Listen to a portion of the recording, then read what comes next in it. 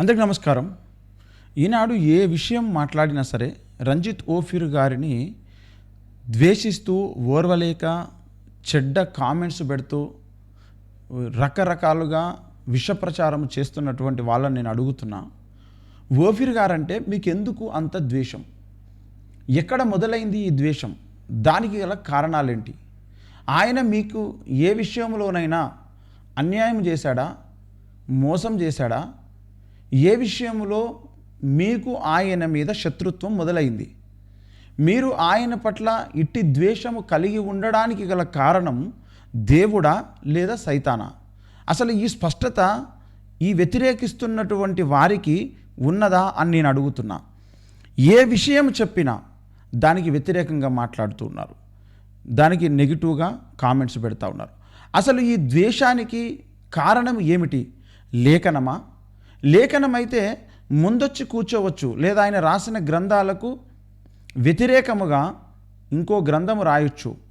కానీ సంఘాలలో వ్యతిరేకంగా ప్రకటించుట, సేవకుల సదస్సులలో వ్యతిరేకంగా మాట్లాడుట, ఎవరైనా ఇద్దరు ముగ్గురు కలిస్తే అక్కడ నెగిటివ్గా మాట్లాడుట, సోషల్ మీడియాలో నెగిటివ్గా కామెంట్ చేయుట, ఎందుకు ఇంత ద్వేషం కలిగింది? ఆయనను దేవుడు ఈ తరములో ఒక అపోస్తలునిగా, ప్రవక్తగా వాడుకుంటున్నాడు. ఇది ఎవరు నమ్మినా నమ్మకపోయినా, దానిని ఎవరు అంగీకరించినా అంగీకరించకపోయినా దాన్ని అంగీకరించే వారు ఉన్నారు. అయితే నేను ఒక విషయం అడుగుతున్నాను, అసలు సాతాను ఎలా వాడు సాతానుగా మారాడు? సాతాను తను అలా మారడానికి గల కారణాలు ఏమిటి? దానికి గల కారణాల విషయాలను గూర్చినటువంటి ఆ స్పష్టతను ఇచ్చిన బోధకుడు ఎవరైనా మీకు తెలుసా? ఎన్నో వేల చిక్కుముడులకు, వేల ప్రశ్నలకు రంజిత్ ఓఫీర్ గారు సమాధానాలు ఇస్తూ వస్తున్నారు దేవుని సహాయము చేత. మరి ఈ తరంలో ఎందుకు ఏ బోధకుడు అలా చెప్పడం లేదు? దేవుని విశ్వ ప్రణాళిక అనే ఈ గ్రంథాన్ని రంజిత్ ఓఫీర్ గారు రచించారు. దీన్ని చదువుకొని కొన్ని వేల మంది బోధకులు వారి సంఘాలలో బోధించుకుంటూ, ఈ బుక్ పేరు చెప్పకుండా, ఈ బోధకుని పేరు చెప్పకుండా, వాళ్ళకే ఈ ప్రత్యక్షత కలిగినట్టుగా చెప్పుకుంటూ, మళ్ళీ రంజిత్ ఓఫీర్ గారి పేరు వినబడగానే అక్కడ మళ్ళీ దూషిస్తూ, వ్యతిరేకిస్తూ విషప్రచారం చేస్తున్నారు. ఇది ఎంతవరకు సమంజసము, ఎంతవరకు న్యాయము? దీన్ని దేవుడు మెచ్చుతాడా? రేపు న్యాయపీఠం ముందు వీరు ఏ ముఖం పెట్టుకొని నిలబడగలుగుతారు దేవుని ముందట? సాతానును గూర్చినటువంటి వివరాలు ఇప్పటి వరకు నాకు తెలిసినంత వరకు ఏ బోధకుడు చెప్పలేదు. ఒకవేళ అలా చెప్పుంటే మీరు నాకు తెలియచేయండి. మీరు చాలా పరిశోధకులు, ప్రపంచంలో ఉన్నటువంటి గ్రంథాలను చదివి బోధకులందరినీ మీరు వెంబడించి తెలుసుకొని ఉంటే తెలియచేయండి, నేను తెలుసుకుంటా.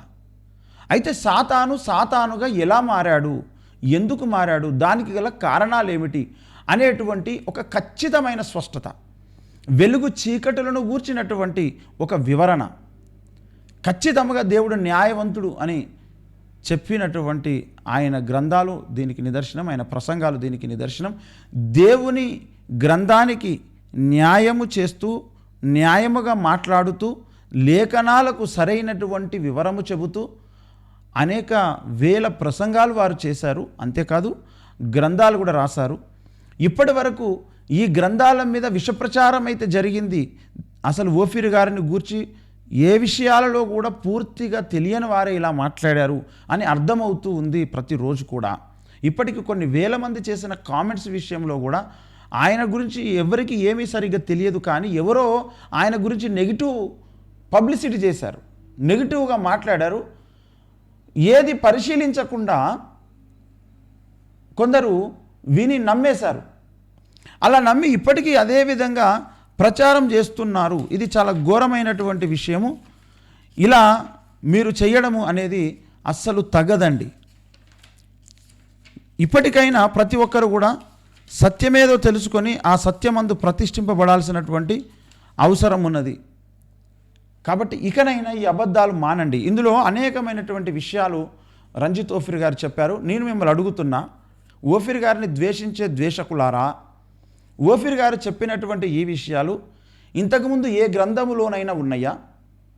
ఉంటే ఆ గ్రంథం పేరు, ఆ భక్తుని పేరు ఏదో చెప్పండి. వాట్సాప్ ద్వారా పంపించండి. 9000008329 నా నంబర్. ఇందులో చెప్పినటువంటి అంశాలను మీ దృష్టిలోకి తీసుకొస్తా. ఇక్కడ ఏమని చెప్తాడు, రాస్తాడంటే ఇక్కడ ముందు మాటలో దేవుని విశ్వ ప్రణాళిక, ద డివైన్ కాస్మాలజీ. తరతరాలుగా యుగాలుగా నాస్తికులు, ఆస్తికులు, పండితులు, పామరులు అడుగుతున్న ప్రశ్న, ఈ విశ్వంలో పాపం ఎలా ఎందుకు పుట్టింది అని. ఆ ప్రశ్నకు ఆది దేవుని అధికారిక సమాధానంగా పరలోకం నుండి పంపబడిన అంతిమ ప్రత్యక్షత ఇది. ప్రార్థనాపూర్వకంగా బహుజాగ్రత్తగా చదవండి. ఈ విశ్వంలో పాపం అనేది ఎలా పుట్టింది, ఎందుకు పుట్టింది, దానికి గల కారణాలేంటి, ఇంత సవివరంగా చెప్పిన బోధకుడు మీకు ఎవరైనా తెలుసా? అంటే ఈ వివరాలన్నీ దేవుని సహాయం చేత ఆయన వివరించినందుకు ఆయన ద్వేషిస్తున్నారా? ఏమండి, ఎందుకు ద్వేషిస్తున్నారు? దీనికి గల కారణం ఏమిటి? రేపు దేవుని దగ్గర లెక్క చెప్పుకోవాలనే భయం ఏమి లేదా ఈ వ్యతిరేకంగా మాట్లాడుకునేటువంటి వాళ్ళకు? నేను అడుగుతున్నా, చెప్పండి. మీరు ద్వేషించడానికి, వ్యతిరేకంగా మాట్లాడడానికి గల ముఖ్యమైన కారణాలు ఏంటి? ఈ 40 సంవత్సరాలుగా 40 సంవత్సరాల క్రింద అసలు ఏం జరిగింది? ఓఫీర్ గారిని అప్పటి నుంచి కూడా ద్వేషిస్తూ వస్తున్నారు. ఆ 40 సంవత్సరాల కింద ఏం జరిగింది? ఆయనను ద్వేషించడానికి గల మూల కారణం ఏంటి? ఒకసారి మీరు చెప్తే నేను తెలుసుకుంటా. అది న్యాయమైనదేనా ఆ కారణం? ఏమండి, బుద్ధిహీనుడు, భక్తిహీనుడు చెప్పిందల్లా నమ్ముతాడు. యథార్థవంతుడు, సత్యవంతుడైతే సమస్తము పరీక్షించి మేలైనది చేపడతాడు. మీరు చెప్పిందల్లా నమ్మే బాపత మీరు, లేదా ఆలోచించి సత్యాన్ని తెలుసుకునే బాపత? సమాజంలో ఎక్కువగా ఎవరు ఏది చెప్పినా అదే రైట్ అని నమ్మేటువంటి వాళ్ళు ఎక్కువ మంది ఉన్నారు. అది పరీక్షించి పరిశీలించి సత్యమేదో తెలుసుకొని సత్యమే నమ్ముతా, సత్యమే నాకు కావాలి అని అలా నమ్మే వాళ్ళు చాలా చాలా చాలా తక్కువగా కనబడుతున్నారు. మీ ద్వేషములో న్యాయము లేదు. రేపు న్యాయపీఠం ముందు సిగ్గుపడాల్సి వస్తుంది, తల దించుకోవాల్సి వస్తుంది. జాగ్రత్త. ఈ తప్పు ముఖ్యంగా బోధకులే చేస్తున్నారని అర్థమవుతుంది. ఇకనైనా దిద్దుకోండి, లేదా న్యాయమైన కారణం ఏంటిదో చెప్పండి. న్యాయమైన కారణం ఏంటిదో చెప్పండి. మేము కూడా ఆలోచిస్తాం, నేను కూడా ఆలోచిస్తా. గనుక ఇకనైనా సరిదిద్దుకోండి, లేదంటే రేపు దేవుడు కఠినమైనటువంటి తీర్పు తీరుస్తాడు. మీకు ఒక దైవజనుణ్ణి మీ జోలికి రాలేదు, మీ వార్తకు రాలేదు, మిమ్మల్ని అసలు ఆయన పట్టించుకోలేదు. అయినా సరే కొంతమంది పనిగట్టుకొని సేవకులు ఒక అపోస్తలుని బాధ్యత, ప్రవక్త బాధ్యత దేవుని చేత పొందుకొని జరిగిస్తున్నటువంటి ఈ అంత్యకాల సంభవములలో లేదా ఈ అంత్య దినాలలో దేవుని యొక్క సంకల్పానుసారమైన సేవ చేస్తూ సకల సంగతులకు అన్నిటికీ కుదురుబాటు జరగాలని పోరాడుతున్నటువంటి ఈ తరం అపోస్తలుల మీద ఇంత ద్వేషమా, ఇంత అసూయన, ఇంత పగన? ఇది చాలా ఘోరమైనటువంటి విషయం. ఆయన ఎవరిని ఏమనకపోయినా ఎందుకంత ద్వేషిస్తున్నారు? ఇది ఖచ్చితంగా సైతాను నుంచే కలిగిందని నేను అనుకుంటున్నా. కాకపోతే సరైన న్యాయం, సరైన కారణం ఏంటిదో మీరు తప్పక తెలియచేయండి, తప్పకుండా తెలియచేయండి. లేదా మారు మనసు పొందండి, మారు మనసు పొంది సరిదిద్దుకోండి. ఇప్పటి వరకు దైవజనులు రచించిన గ్రంథాలకు కౌంటర్ ఆర్గ్యుమెంట్ ఎవరు ప్రాపర్గా ఇప్పటివరకు తెలియచేయలేదు. ప్రాపర్గా ఎవరు కూడా దాని గురించి మాట్లాడలేదు. వేల సంగతులను వారు తెలియచేశారు వారి గ్రంథాలలో, వారి ప్రసంగాలలో. ఏది కూడా ఇది లేఖన విరుద్ధమని ఇప్పటి వరకు ఎవరు నిరూపించలేదు. ఇష్టం వచ్చినట్టుగా ఎవరికి వారు మొరిగారు, అరిచారు, కేకలేశారు. కానీ ఇది అసత్యము, ఇది సత్యము, ఇది లేఖన సారాంశమని నిరూపించిన వాళ్ళు ఎవ్వరూ లేరు.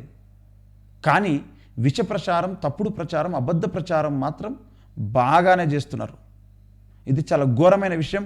ఇక మీదట అలా ఓఫీర్ గారి సాహిత్యాన్ని, గ్రంథాలలో ఉన్న సమాచారం, ఆయన చెప్పిన ప్రసంగాలను వాడుకుంటూనే ఆయన మీద విష ప్రచారం చేస్తున్నటువంటి వాళ్ళు కనీసం ఆయన పేరు కూడా గౌరవపదంగా ఆయన చెబితే మెసేజెస్లో కానీ గ్రంథాలలో కానీ చూసి ఈ విషయం నేర్చుకొని చెబుతున్నాననేటువంటి సంస్కారం లేని వారు, యథార్థత లేనటువంటి వారు ఎవరైనా మీకు కంటపడితే తెలియచేయండి. వాళ్ళ సంగతి చూద్దాం, వాళ్ళని ప్రశ్నించుదాం.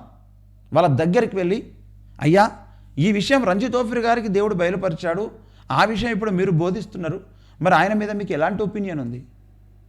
మీకు మంచి ఒపీనియన్ ఉందా? లేదా ఆయన ద్వారా దేవుడిచ్చిన సందేశాలు చెప్పుకుంటూనే ఆయన మీద విష ప్రచారం చేస్తున్నారు? ఒకవేళ అలా చేయకపోతే మరి ఆయన ద్వారా నేర్చుకున్న విషయం, ఆయన ద్వారా నేను ఈ విషయం తెలుసుకున్నానని మీరు ఎందుకు చెప్పడం లేదని అడుగుదాం. అందుకొరకు గనుక ఓఫీర్ గారి ద్వేషకులారా, మీకు ద్వేషం ఎందుకు? దానికి సరైన కారణం ఏమిటి? దీన్ని మీరు తెలియచేయాల్సినటువంటి అవసరం ఉంది. అయ్యగారి యొక్క శిష్యులు ఎవరైతే ఉన్నారో, అయ్యగారిని అభిమానించేవారు ఎవరైతే ఉన్నారో, మీకు ఇలాంటి వారు కనబడితే తప్పకుండా తెలియచేయండి. ఎందుకంటే వాళ్ళ విష ప్రచారం ఆపడం లేదు. దానికి ఒక అడ్డుకట్ట వేయాల్సిన అవసరం ఉంది. అందుకొరకు ఈ కార్యక్రమంలో మీరు కూడా పాలు పొందండి. మీకు తెలిస్తే వెంటనే తెలియచేయండి. చూద్దాం వాళ్ళు ఏం జవాబు చెప్తారో. అందరికీ నమస్కారం.